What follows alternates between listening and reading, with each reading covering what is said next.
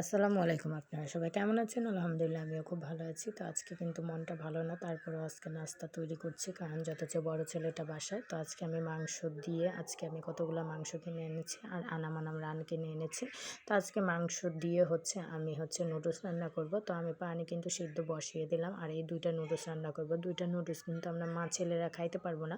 তো যথেচ্ছ নুডলস রান্না করি আমি তখনই আমি বেশি করে রান্না করি। কারণ ফ্রিজে থাকলে আমার ছোট ছেলেটা একটু পরপর গরম করে দিল। ও নুডলস অনেক পছন্দ করে, তো খায়। ফাইনালি আমি নুডলস কিন্তু সিদ্ধ করে দিলাম। আর আমি যখন যে কোনো জিনিসে আমি বেশি রান্না করি, কারণ ফ্রিজে থাকলে গরম করে খাওয়া যায়, যথচ আমাদের বাসায় গ্যাসের অনেক প্রবলেম।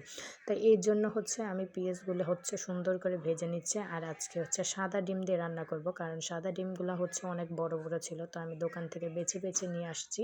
তো ফাইনালি আজকে সাদা ডিম দিয়ে আমি নুডলস রান্না করব। তো ডিম কিন্তু আমার দেওয়ার পর আমি একটু মশলা দিয়ে আমি ভাজা করে নিচ্ছি।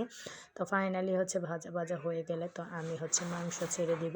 তো নুডলসগুলো কিন্তু আমার কাছে এত বেশি ভালো লাগে না, কারণ জীবনে অনেক নুডলস খেয়েছি, কিন্তু শীতের দিন হলে একটু নুডলস রান্না করাতে ভালোই লাগে আর খাইতেও ভালো লাগে।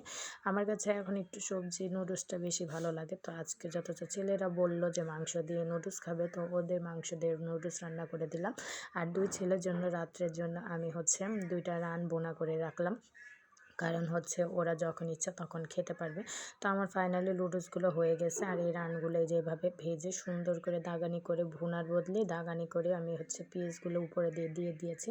তো এগুলো বক্সে করে রাখছে, যাতে ফ্রিজে রাখতে সুবিধা হয়, যখন ইচ্ছা তখন খাবে। সবাই ভালো থাকবেন। আসসালামু আলাইকুম।